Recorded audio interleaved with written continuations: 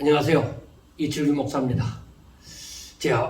오늘은 야고보서 5장입니다. 야고보서의 마지막 장입니다.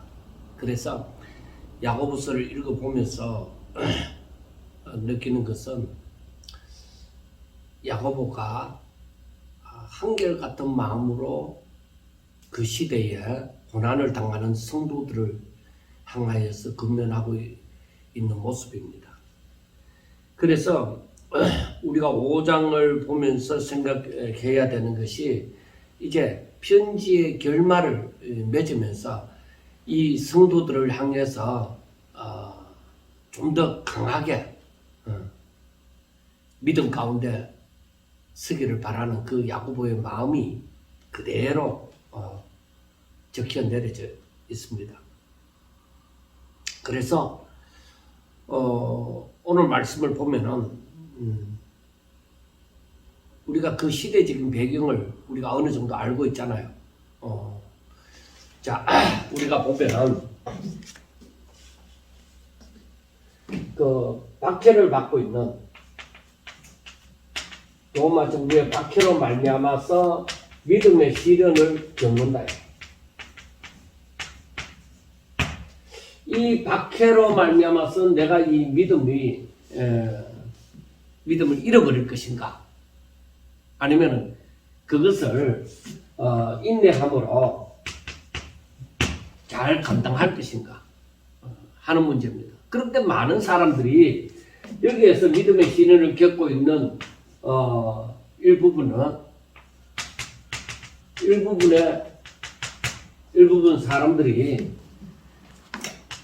기독교에서 다시 유대교를 전향을 해버리는 그러한 일이 있습니다. 그리고 다른 일부분의 사람들은 이 기독교에서 믿음으로 지금 이 시련을 겪고 있는 것입니다. 그래서 이 야고보의 심정이 어떻겠어요?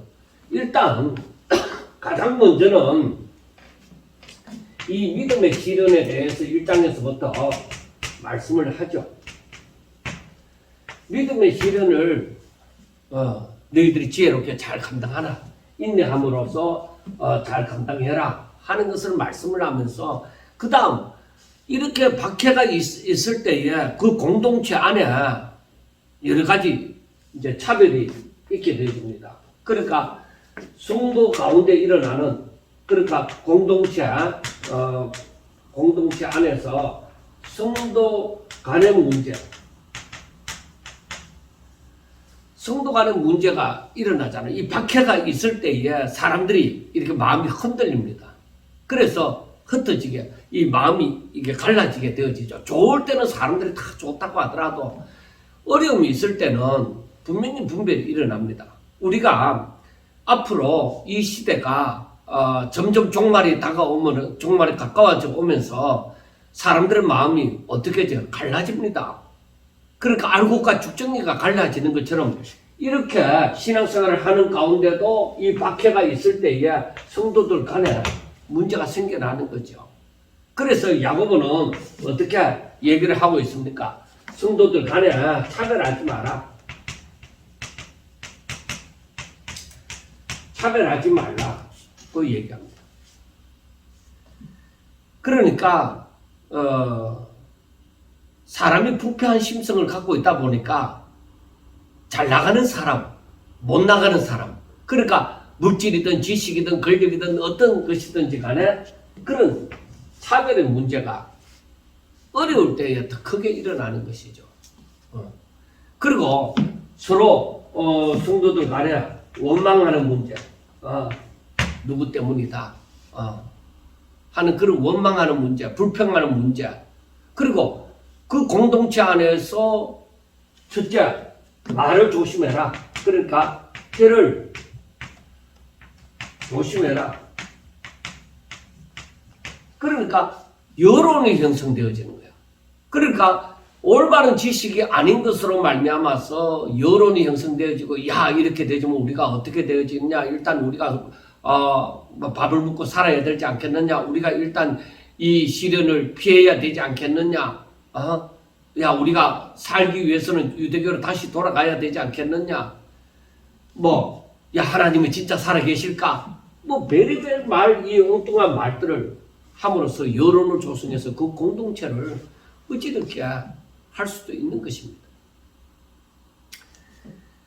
그리고 사람들이 결과적으로 이 어려움을 당하다 보니까 결과적으로 많은 사람들이 걷는 이 세상과 벗된 삶을 살아가는 거예요. 세상과 짜가는 삶을 살아가게 되어지는 거예요. 그 사람들이 어렵다 보니까 이 어려움을 감당하는 데는 뭐니 해도 머니가 최고다. 돈이 최고다. 그래서 이 세상과 짝하는 삶을 살고자 하는. 그래서 야고보 사도가 얘기합니다. 당신들이 하나님을 떠나서 세상과 짝하는 것은 하나님과 원수되는 줄을 알아라. 그것이 곧 가능이다. 그렇게 얘기를 합니다. 그래서 이 성도들을 두고서 야고보가 말하고 싶은 것이 무엇입니까? 그래서 우리가 오전에서도 결과적으로 나오지만은 믿음을 지키라. 너희들 끝까지 믿음을 지키라는 말을 하고 싶은 거예요. 그래서 이 박해에 대해서는 어떻게 알겠느냐? 너희들이 인내함으로써 끝까지 이 믿음을 지키라는 것입니다. 거기에 대해서 바울도 얘기를 하죠. 바울도 그 부분에 대해서 얘기합니다. 환난은 인내를, 인내는 연단을, 연단은 소망을 낳는데. 그런데 우리가 알아야 되는 것이 세상에는 넓은 길이 있고 좁은 길이 있습니다. 그런데 성도들이 항상 형통이라는 것으로 넓은 길을 옳은 길이라고 얘기할 수 있습니다. 그것이 복을 받았다. 그렇게 얘기를 할 수 있습니다. 그래, 과연 그럴까? 물론 하나님께서 형통하고, 형통함을 주시고 또 복을 주십니다. 그런데 이 넓은 길과 좁은 길을 분별을 해야 돼요. 자, 하나님께서 인도하신 길이냐, 아니면 사단의 미혹이냐, 이거 분별되어야 됩니다. 내가 사단의 미혹이 되어지면은 이 넓은 길을 하나님이 나에게 형통하게 하셨다. 내게 복을 주셨다. 그렇게 생각할 수 있다. 그리고 좁은 길을 걸어가는 사람들이 믿음으로 좁은 길을 걸어가는데 너무 어렵다 보니까 야, 정말 이것이 하나님께서 나에게 주신 길을 맞느냐? 내가 정말 올바른 이 진리의 길을 걸어가고 있느냐? 그런 이 의심이 들고 갈등이 느껴질 때도 있습니다. 그러나 우리는 이것이 정말 하나님께서 인도하신 길이다. 혹은 사탄이 이건 미혹이야. 이렇게 우리는 분명히 분별해야 됩니다. 그러면은 무엇으로 말미암아서 이 분별이 가능한가? 하나님의 말씀입니다. 하나님께서 무엇을 원하는가? 그리고 열매입니다. 정말 하나님이 기뻐 받으시는 그 열매가 그리스도의 향기가 나오느냐, 주를 닮아가는 삶이 나오느냐, 저의 믿음이 성장하느냐, 그 열매를 보아서 우리는 알 수가 있죠. 그리고 그것이 하나님의 말씀에 합당한가? 이겁니다. 그래서 이 야고보 사도가 이 성도들에게 말을 하고 싶은 것은 무엇보다도 이 사람들이 박해를 받으면서도 믿음을 지키기를 바라는 거예요. 인내해라. 왜? 왜? 왜? 왜 이 믿음을 지켜야만 되느냐 하는 것입니다. 왜냐?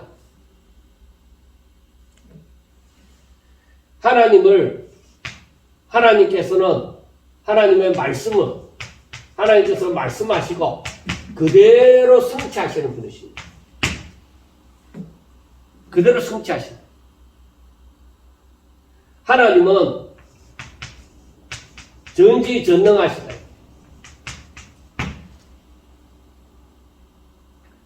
하나님은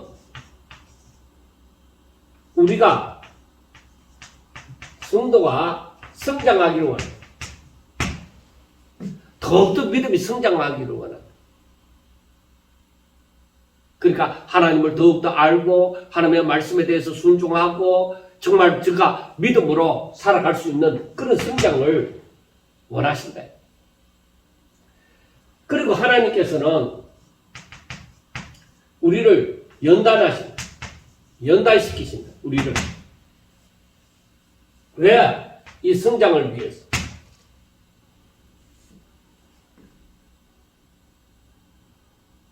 그런데 이 연단이라는 부분을 두고서 어떤 사람은 형통하고 복을 받고 이런 고생도 안 하고, 그런데 나는 왜 이 좁은 길로 걸어가야만 하느냐? 나는 왜 가난한가? 나는 왜 항상 낮은 자리에 있어야만 되는가? 그런 걸로 말미암아 시험이 들 수도 있습니다.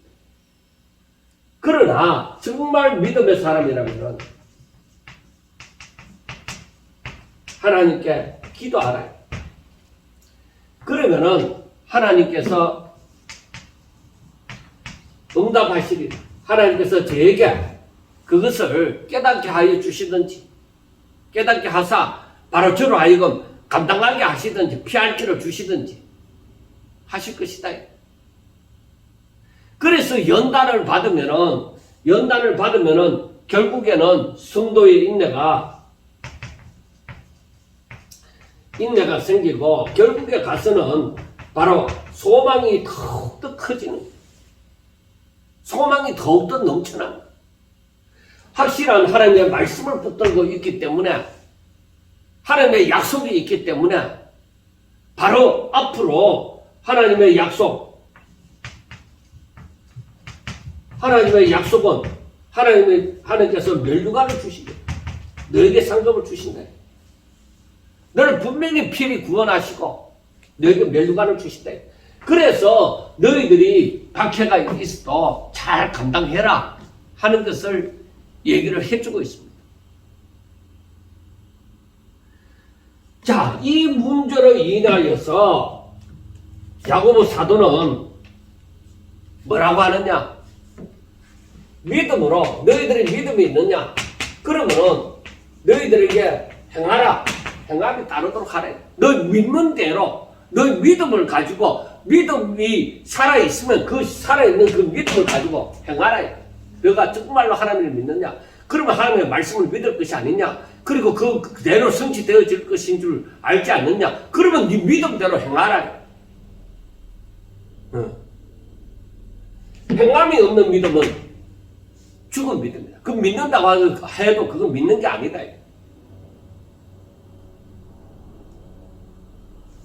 그래 야고보 사도가 하는 말이 행함이 있는 믿음을 끝까지 가지고 가라.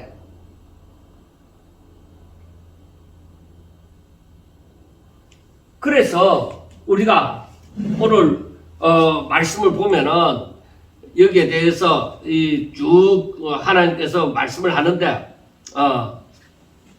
결국에 하나님께서 참 야고보 사도가 성도들을 향하여서 원하는 것이 바로 그러니까 돌아선 형제를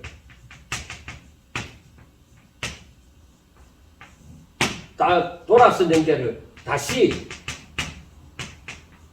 돌아서게 하라. 다시 돌아서게 하라.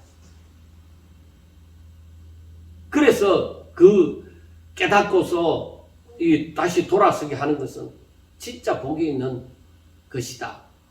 그렇게 얘기하죠. 그래서 우리가 이 5장 이 야고보서를 가만히 보면서 야고보서 하면은 거의 다 이렇게 생각합니다.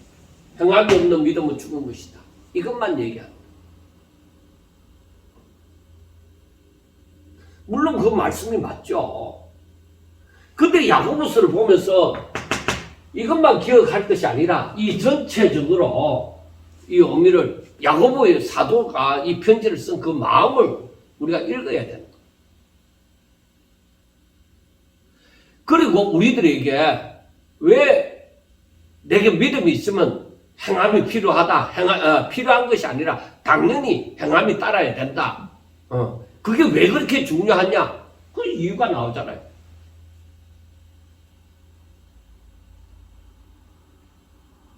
그래서 너희들이 믿음이 있나? 자, 믿음이 있으면은 너희들 믿음을 가지고 세상의 것을 구할 것이냐? 하나님의 것을 구할 것이냐? 너희들이 세상을 바라볼 것이냐? 하나님을 바라볼 것이냐? 이 믿음을 가지고 너희들이 믿음이 있나? 믿음이 있나? 그러면 너희들이 세상과 짝이 되어야 되겠느냐? 하나님과 짝이 되어야 되겠느냐? 생각해 보라요. 너희들이 만약에 세상과 짝이 된다면 하나님과는 원수되는 거예요. 완전히 길이 다른 거예요. 반대로 가는 거예요. 그래서 우리가 우리 마음에 정말 세상을 사랑하는 마음이 여기서 떠나지 아니하고 내가 하나님을 믿어도 세상의 뜻을 자꾸 구하고 세상에서 잘 되기를 바라고 세상에서 내가 높아지길 바라고 그런 마음이 있다고 하면은 우리는 우리 자신을 다시 돌아봐야 됩니다. 야고보 사도가 말하는 것처럼 너희들이 세상과 벗된 것이 하나님과 원수되는 것인지를 알지 못하느냐? 가늠하는 자들아. 그렇게 너희들이 하나님의 사람이라고 하면서 세상의 것을 구하고 세상의 것 때문에 너희들이 하나님을 떠나 있다면은 그것은 하나님과 원수되는 일이다. 진정한 믿음이 아니다. 그런데 우리가 이 세상에서 정말 하나님 기뻐하시는 그 믿음을 요구하기보다가 자꾸 세상을 요구하는 거야. 돈을 요구한다.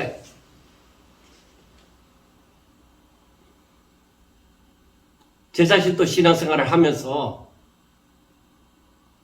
돈 때문에 시험 드는 일이 왜 없었겠습니까?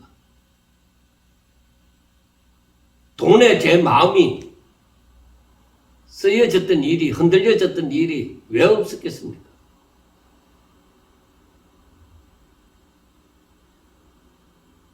그래서 저는 정말 제 자신이 느끼고 있는 것은 젊었을 때의 한때와 지금의 저는 다릅니다. 제 자신이 느끼고 있습니다.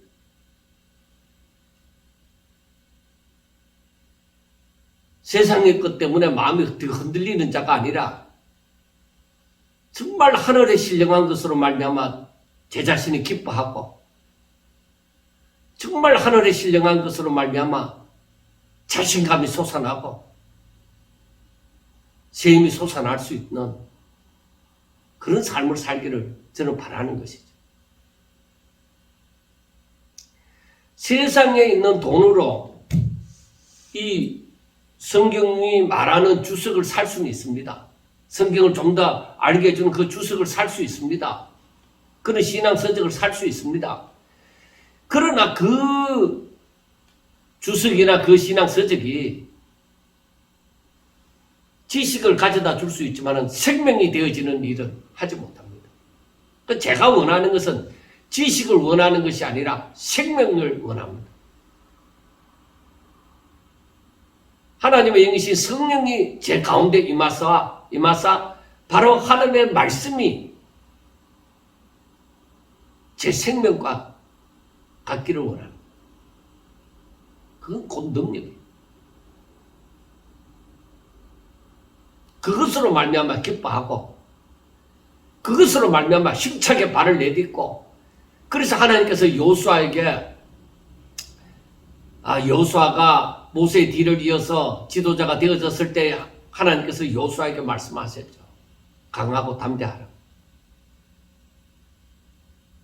그리고 저에게 무엇을 말씀했습니까? 항상 모세에게 명한 율법을 주야로 묵상하고 그것을 지키 행하라고 말씀을 합니다. 그렇습니다. 우리들의 목표는 오직 믿음입니다. 하나님의 말씀을 향한 믿음입니다. 그리고 그 믿음이 바로 제 안에서 살아있는 믿음이 되어지게 하기 위해서는 날마다 하나님의 말씀을 묵상하고 그것을 지켜 행하는 자가 되어질 때에 그 말씀 한마디 한마디가 곧 능력으로 나타나게 되어지고 우리들을 하나님의 사람으로 강하고 담대하게 만들어줄 줄로 믿습니다. 자, 그러면은 정리하는 입장에서 지금까지 많은 말을 했습니다만은 자, 우리가 4장에서도 부자에 대해서 말씀을 했습니다만은 예수님께서 하신 말씀을 생각해 보면은 부자가 천국 들어가는 일이 자, 부자가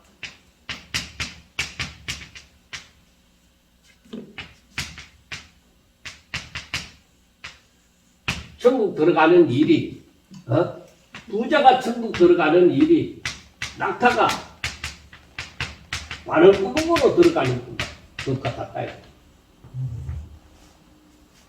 그러니까 너무너무 어렵다는 것이죠.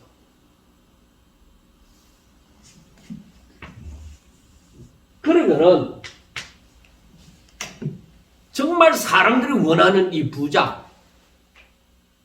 그래서 사람들이 흔히 얘기하잖아요. 사람들이 원체 좋아하는 이 부자 되기를 좋아하다 보니까 사람들이 흔히 하는 말이 교회도 돈을 좋아한다 이거야. 그래서 교회 가도 돈이 있어야 되더라. 그렇게 얘기를 하는 거예요.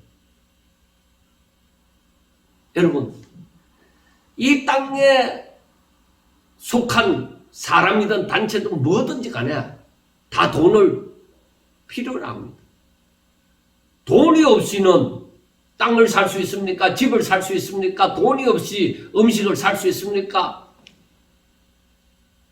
돈이 없이는 뭐 여기서 서울까지 간다고 하면 걸어가겠습니까?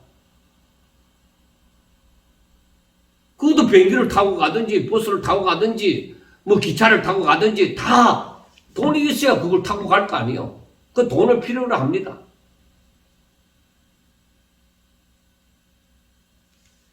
그런데 우리가 알아야 돼요. 이 부자가 세상에 속한 부자냐 하늘에 속한 부자냐.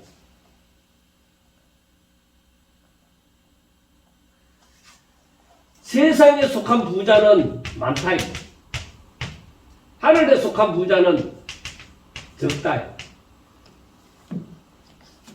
그래서 일반적으로 하는 얘기가 부자가 천국 들어가기가 낙타가 바늘구멍으로 들어가는 것 같아요. 그만큼 어렵다. 그래 세상에 속한 부자가 많다는 거죠. 정말로 하늘에 속한 부자는 이들은 천국에 들어가죠. 세상에 속한 부자의 중심, 저들의 중심은 세상에 속한 부자는 세상이 중심이 되어지는 거예요. 모든 가치 기준을 세상에 두는 거예요. 그런데 하늘에 속한 부자는 하나님께 그 중심을 두는 거잖아요.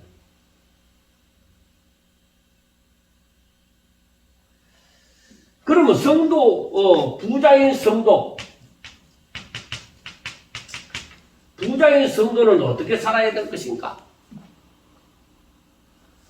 부자인 성도는 내가 세상을 위하여 살 것인가? 하나님의 영광을 위하여 살 것인가?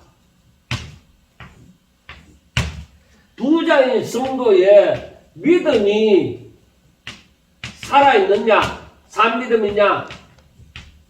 죽은 믿음이냐? 그에 따라서 이게 갈라집니다. 그래서 이 야고보스가 말하는 이 부자는 이 세상에 속한 부자.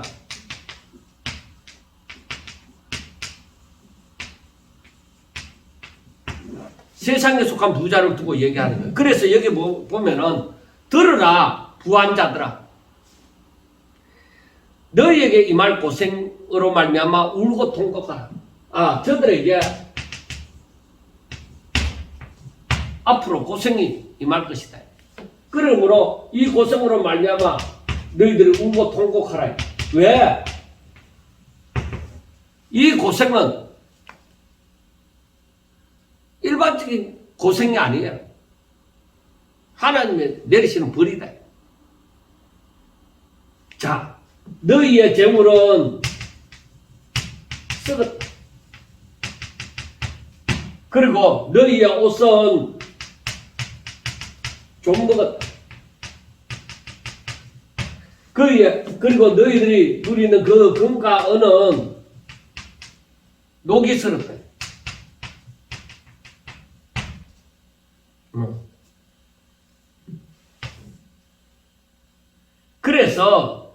그래서 이 녹이 불같이 너희 살을 먹을 것이다.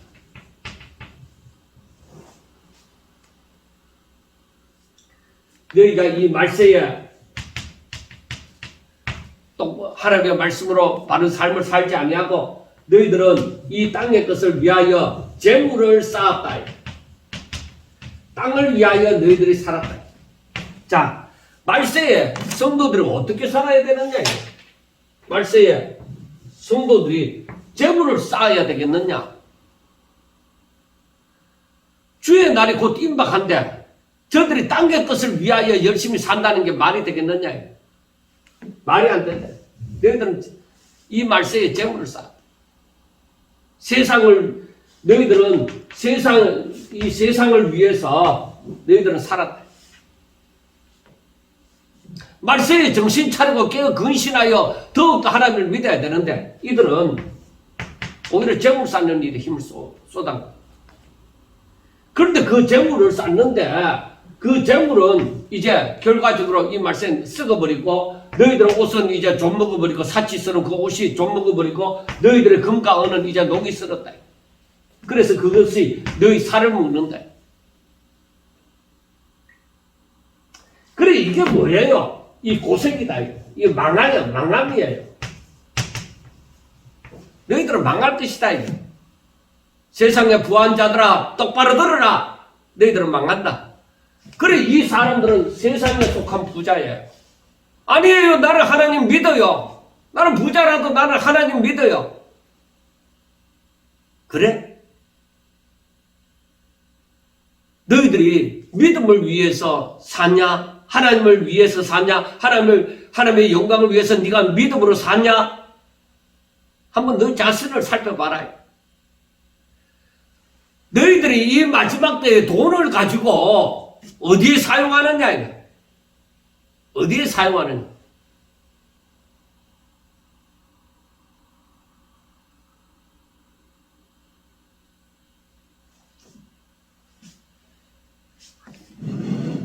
정말 우리가 정신 차려서 하나님의 말씀을 상고하지 않으면은 정말 세상의 흐름을 따라서 흘러가 버립니다.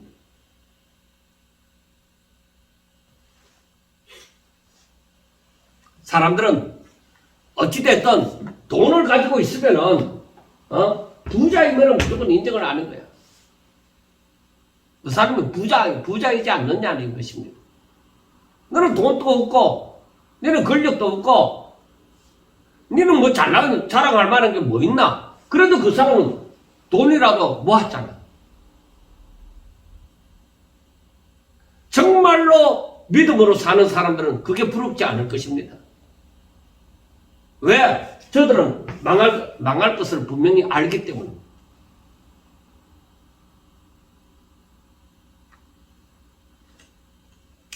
자, 4절부터 보면은 이 부자들이 돈을 모으기 위해서 어떻게 살았어요? 보라, 너희 밭에서 추수한 북군에게 주지 아니한 싹. 저들이 부자들이 돈을 모으기 위해서 북군에게 싹을 주지 않았다. 그래서 그 추수한 자 사람의 우는 소리, 북군의 우는 소리, 북군의 우는 소리가 주의 귀에 들린다. 너희가 땅에서 사치하고 방종하여 너희들의 마음을 살찌웠다. 그러니까 이 말은 교만하게 되어진 거죠. 자기의 만족을 채우면서 살아가는 거죠. 그리고 이 사람들은 또 뭐요? 의인에 대하여서 너희들이 정죄했다. 돈도 없는 게, 힘도 없는 게. 그래서 저들을 정죄하고 죽였다. 여러분, 이거 무서운 죄입니다. 이 의인이 누구의 사람이에요? 누가 인정하는 사람이에요? 하나님이 인정하고 하나님의 사람이에요. 그런데 이 의인을 향해서 가진 것이 없고 배운 것이 없고 잘난 것이 없고 자랑할 것이 세상에서 없다고 하더라도 이 사람들은 오직 믿음으로 살아갑니다. 저들의 눈에 볼 때는 아무것도 자랑할 것이 없습니다.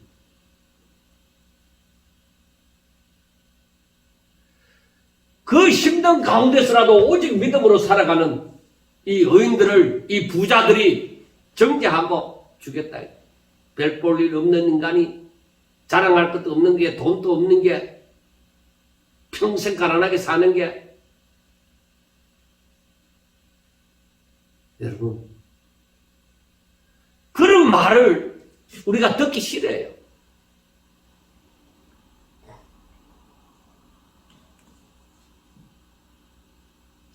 그러니까 세상에 그 사탄의 미혹을 받는 거예요. 그런 말을 듣기 싫다 보니까. 그래서 뜨거운 눈물을 흘리는 거예요. 하나님 앞에 나와서. 하나님 너무 힘듭니다. 하나님 너무 괴롭습니다. 그러나 내가 시험 들지 아니하고 오직 믿음으로 살아갈게 하나님 도와주세요. 내가 여기서 굴하지 아니하고 넘어지지 아니하고 포기하지 아니하고 끝까지 믿음을 지키고 하나님 앞에 살도록 해달라고. 이 여인들이 하나님 앞에 얼마나 기도하겠습니까? 이들의 기도를 하나님께서 들으시지 않습니까? 그래서 세상에 속한 부자를 향해서 너희들은 망한다. 너희들의 삶이 너희들이 부자 되기 위해서 북군의 싹을 주지 않고 그래서 이 사람들이 너무 힘들어서 북군에 우는 소리가 하나님의 귀에 들린다. 너희들은 이 땅에서 살취하고 방종하고 마음을 살찌우는 너희 마음대로 살아가는 그런 삶을 살지만은 아니다. 하나님이 기뻐하시는 것이 아니다. 내가 축복한 게 아니다 이 말입니다.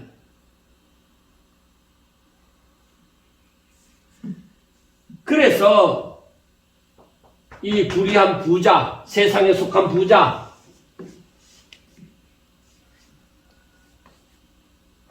이들을 우리 하나님을 믿는 성도가 부러워할 일이 아닙니다. 저들은 망하는 길을 그렇게 가고 있습니다. 시기하고 질투해서 하는 말이 아닙니다.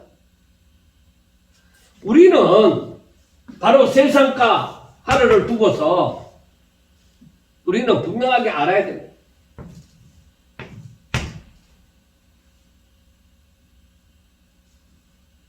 세상을 위한 삶을 살 것이냐, 내가 하나님을 위한 삶을 살 것이냐, 내 마음에 세상의 가치의 기준이 되느냐, 내 마음에 하나님이 중심이 되느냐, 내 기준이 되느냐 하는 것입니다. 그래서 야고보가 뭐라고 합니까? 그러므로 형제들아, 주께서 강림하시기까지, 주의 강림하시기까지 길이 참으라.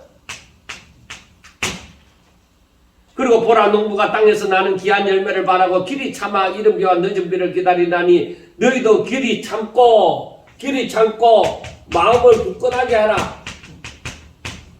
당하고 담대하게 하라 이 말이요. 주의 강림이 가깝다.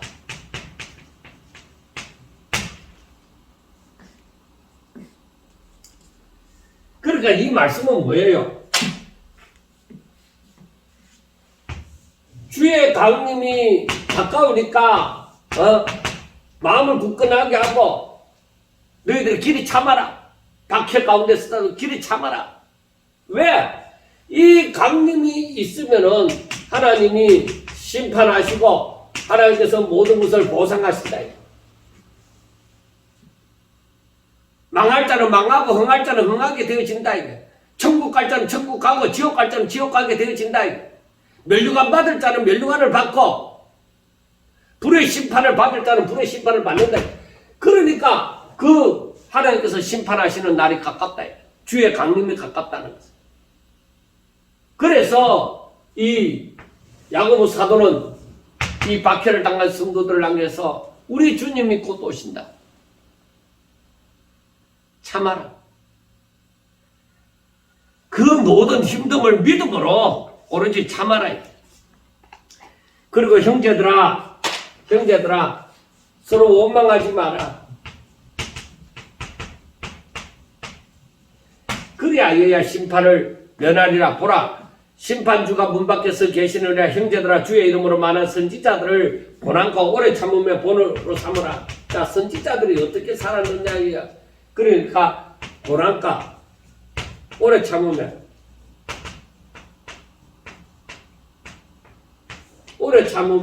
본으로 삼아라. 보라, 인내하는 자를 우리가 복되다. 그래서 인내하는 자를 우리가 복되다 한다.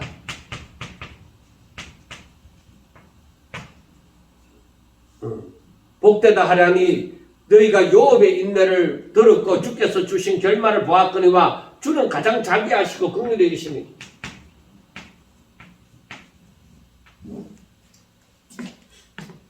그래서 너희들이 주의 강림이 가깝다. 그러니까 참아라. 그래서 형제들끼리도 서로 원망하지 마라. 여기에서 보면은 형제들아 서로 원망하지 마라. 형제들끼리 서로 원망하지 말아요.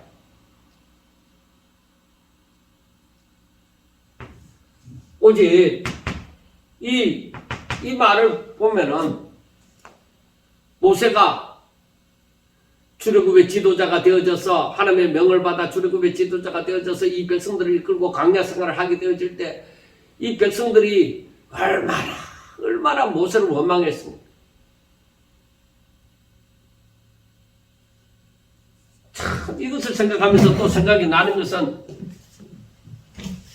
이 말세를 당하여서 교회가 어려움을 당할 때에 흔히 교회 장로라는 사람들이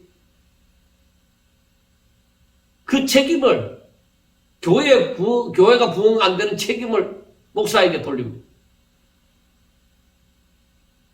그래서 어쩌겠다는.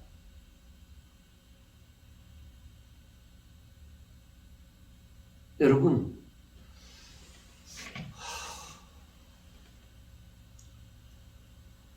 저는 생각합니다.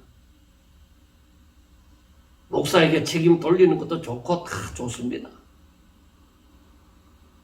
그런데 저는 글쎄 원망하는 사람들이, 책임을 돌리는 사람들이 장로이든 집사이든 뭐 일반 성도이든지 간에 저는 묻고 싶습니다. 교회의 부흥이 뭐라고 생각하느냐?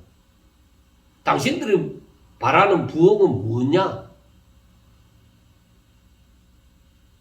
사람들이 많아짐으로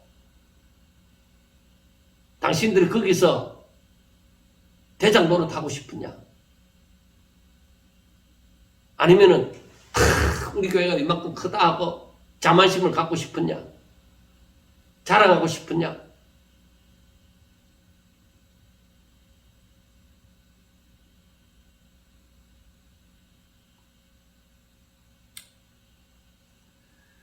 저는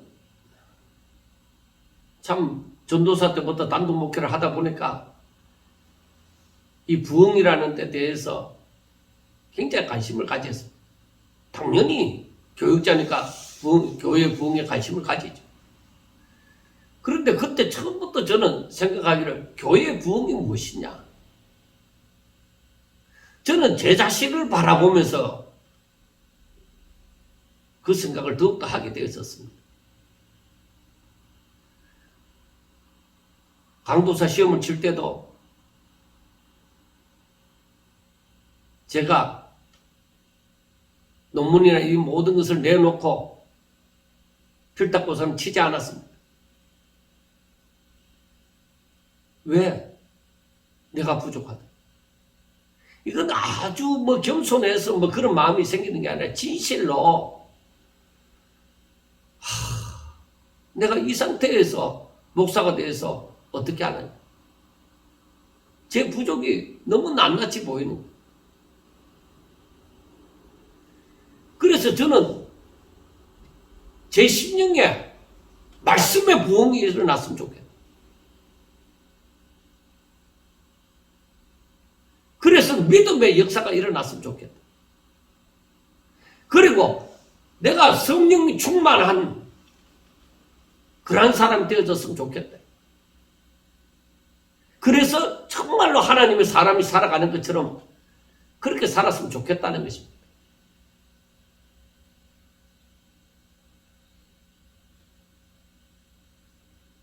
그래서 저는 그 심령의 부흥이 따갑게 기도하고 땀 흘리면서 기도하고 눈물 콧물 흘리면서 막 상상해서 목이 쉬도록 기도하고 그러면은 내 심령의 부흥이 올 줄 알았습니다. 그러나 그것도 어느 정도 단계에서 딱 머물러 버리더라고요. 그 마음을 느끼는 거예요. 그렇게 기도했는데. 아, 이게 왜 이러냐? 그것을 생각하게 되었습니다.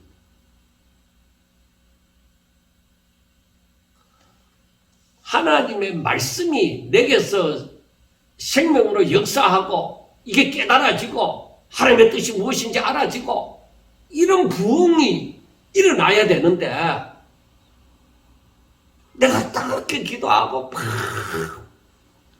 열심히 방언으로도 기도하고 뭐 산에서 기도하고 했는데 그 순간에는 뭔가 되는 것 같고 뭐 대단한 것 같은데 나를 지탱해 주지 못하는 거야. 그게 그러다 보니까 또 산에 가서 또 그렇게 기도해야 되고 고함 질러야 되고 그런데 제가 그게 아니라 하는 것을 생각했습니다. 그러나 제가 그때 그렇게 기도하고 막 이렇게 정말 눈물 콧물 흘리고 그런 기도가 내게서 자주 일어나기를 제가 바랐던 것이죠. 왜? 그나마 속이 시원하고 그나마 뭔가 내가 하나님 앞에 뭔가 했다 싶은 것도 있으니까. 근데 그게 아니에요. 하나님의 말씀이 내게 생명이 되어져서 그 생명의 왕성함을 가지고 와야 돼요. 그리고 말씀이 깨달아지는데 그 다음 필요한 것이 있더라고요. 이게 내게 그냥 힘으로 다가오는 것은 내가 순종할 때, 하나님의 말씀이 실행이 되어질 때에 그때 능력으로 나타나는 거예요. 그래서 제가 부흥은 우리 성도들 한 사람 한 사람에게 이와 같은 말씀을 깨닫고 말씀을 순종하고 믿음으로 소망을 가지고 정말 사랑을 실천해 나가는, 하나님의 뜻이 무엇인지를 알고 그걸 다 그대로 실천해 나가는 그것이 부흥이다 이 말이에요. 각 사람 한 사람 한 사람의 부흥이 공동체의 부흥을 가져오게 되어지는 것이죠. 그 부흥을 우리가 바라야 된다는 것이죠. 그걸 알지 못하니까 사람 숫자가 많이 안 채워진다고 막 그러는데, 여러분 마지막 때 가면 갈수록 여기 지웠습니까? 가면 갈수록 이 세상의 부자는 많을지라도 하늘의 부자는 적다. 넓은 길로 가는 사람은 많을지라도 우리 주님께서 말씀하신 좁은 길로 가는 사람은 적다. 우리가 분명하게 그걸 아셔야 됩니다. 그래서 제가 이 부분을 짚고 넘어가기 위해서 그 말을 했습니다. 그래서 너희들이 선지자들이 어떻게 고난을 받고 오래 참으면서 하나님의 말씀을 전했는가 하는 것을 생각해 보라. 그걸 본으로 삼고 결국 믿음으로 이 선지자들처럼 오직 하나님의 뜻을 가지고서 직접 감당하는 사람, 인내하는 사람은 결국 복되다. 하나님의 사랑을 입어요. 저들 곁에는 항상 하나님이 계세요. 그래서 욥의 인내를 보라. 욥은 오로지 하나님을 바람으로 말미암아서 그가 믿음을 지켰지 않느냐.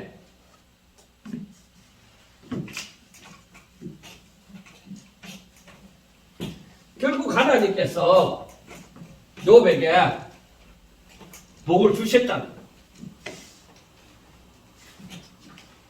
그가 인내함이 결코 잘못되지 않았다는 것을 나타내 주셨잖아요.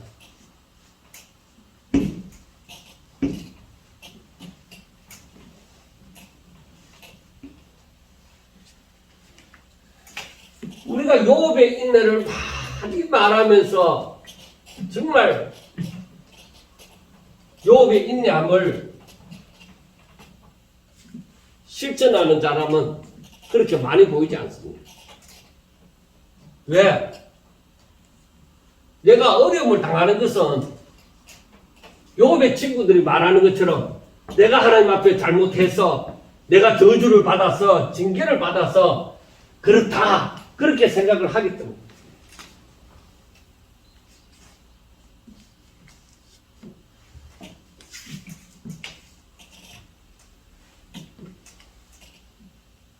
여러분, 자신이 믿음으로 살았으면 하나님이 함께 하시는 그 증거가 나에게 성공으로 나타날지, 사람들 볼 때에 실패로 나타날지, 그건 알지 못하는 거예요. 어떤 모양으로 나타나더라도 하나님은 그 가운데 함께 하시는 것입니다. 조금도 염려할 일이 없습니다. 욥은 졸지에 자식을 잃어버리고 부인까지도 하나님을 욕하고 죽으라고 얘기하고 떠나버리고 자기 몸에는 악창까지 생겼고, 누가 하나님께 복을 받은 자라고 얘기하겠습니까? 누가 욥을 믿음으로 산 자라고 얘기하겠습니까? 그러나 실상 욥은 어떤 사람이었습니까? 하나님이 사단에게 내어놓을 만큼 그래 네 마음대로 시험해봐 할 만큼 자랑할 만한 최고의 믿음의 사람입니다. 의인입니다. 사랑하는 여러분, 저와 여러분들이 정말 세상이 뭐라고 하더라도 세상의 기준에서 뭐라고 하더라도 내 마음에 내가 하나님을 잃지 아니하고 내가 정말 하나님을 사랑함으로 산다고 하면은 내게 다가오는 어떠한 시험에도 굴하지 마시고 끝까지 내가 하나님을 사랑하리라. 내가 하나님 앞에 나아가리라. 내가 하나님의 이름을 부르리라. 내가 살아도 주를 위해 살고 죽어도 주를 위해 죽으리라. 그 믿음 잃지 마시기를 바랍니다. 그리고 12절부터는 내 형제들아 무엇보다 맹세하지 말지니 하늘로나 땅으로나 아무 다른 것으로도 맹세하지 말고 오직 너희가 그렇다고 생각하는 것은 그렇다 하고 아니라고 생각하는 것은 아니라 하여 정죄받음을 면하라. 그러니까 내가 맹세한다 뭐 어쩐다 뭐 그렇게 자꾸 말할 거 없습니다. 맞는 건 맞다 아닌 건 아니다. 확실하게 내가 정직한 그런 삶을 살아라는 것입니다. 자, 그 다음에 13절부터 하는 말씀은 이 박해를 당한 성도들에게 기도하기를 원합니다. 너희 중에 고난당하는 자가 있느냐 그는 기도할 것이요 즐거워하는 자가 있느냐 그는 찬송할지라. 너희 중에 병든 자가 있느냐 그는 교회의 장로들을 청할 것이요 그들은 주의 이름으로 기름을 바르며 그들을 위하여 기도할지니라. 믿음의 기도는 병든 자를 구원하리니 주께서 그를 일으키시리라. 혹시 죄를 범하였을지라도 사하심을 받으리라. 그러므로 너희 죄를 서로 고백하며 병이 낫기를 위하여 서로 기도하라. 의인의 강구는 역사하는 힘이 큽니다. 엘리야는 우리와 성정이 같은 사람이로되 그가 비가 오지 않기를 간절히 기도한 지 3년 6개월 동안 땅에 비가 오지 아니하고 다시 기도하니 하늘이 비를 주고 땅이 열매를 맺었느니라. 자, 이 말씀은 뭘 말씀하고 싶은 거예요? 성도의 기도는 하나님이 들으신다는 겁니다. 이겁니다. 그러니까 너희들이 박해를 당할 때에 하나님 앞에 기도해라. 무슨 일을 만났는지 알 수 없지만은 하나님 앞에 기도해라. 그래 이 기도하라 하는 것을 얘기하는 믿음의 기도. 믿음으로 기도해라. 하나님이 응답하신다.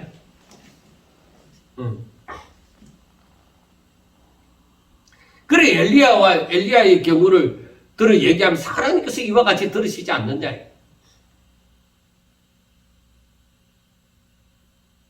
믿음의 기도를 드려.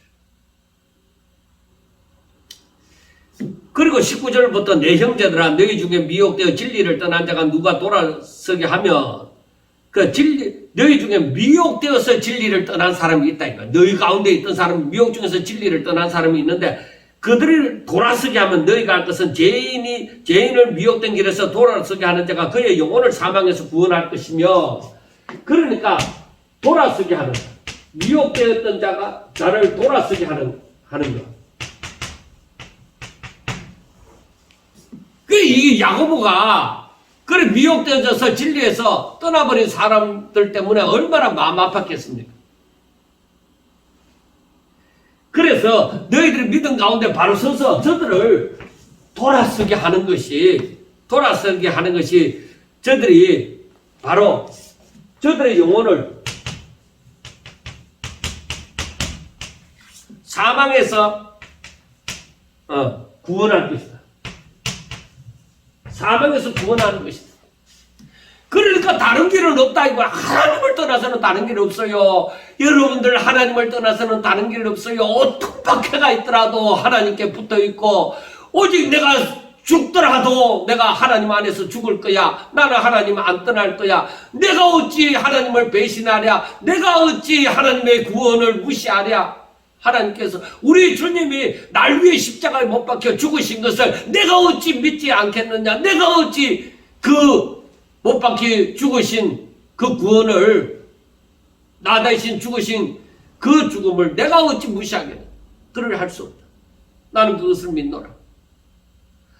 나는 죽어도 살 것이다.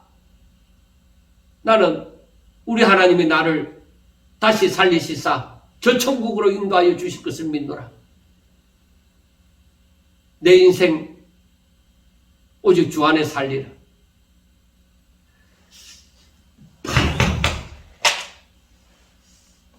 그러한 믿음을 가지기를 야고보는 바라고 또 바라는 것이죠. 그래서 이 야고보서를 보면서 우리가 생각하는 것이 무엇이냐? 끝까지 믿음을 지키라는 것입니다. 그래, 이 믿음이 살아있는 믿음, 산 믿음이냐, 즉 행함이 있는 믿음이냐, 행함이 따르는 믿음이냐 하는 것이. 그러면은 너희 산 믿음이다. 그러면 이대로 행하라. 너희들이 믿고 행하라. 하나님께서 떠나지 말라는 것, 소망을 품고 우리 주의 강림하시기까지 기다리고 인내함으로 기다리고 살든지 죽든지 하나님께서 절대 우리를 실망시키지 않으시고 우리를 구원하시리라. 하나님의 말씀은 1.1에 또 오차가 없이 틀림이 없다. 하나님의 약속은 그대로 이루신다. 소망을 품고 살아라. 저와 여러분들에게 정말 다시 한번 하나님을 바라보며 하나님 앞에 감사하며 하나님께서 저에게 주신 구원, 이 구원을 생각하면서 사나 죽으나 오직 하나님의 영광에 찬송이 되시기를 주의 이름으로 축원합니다. 감사합니다.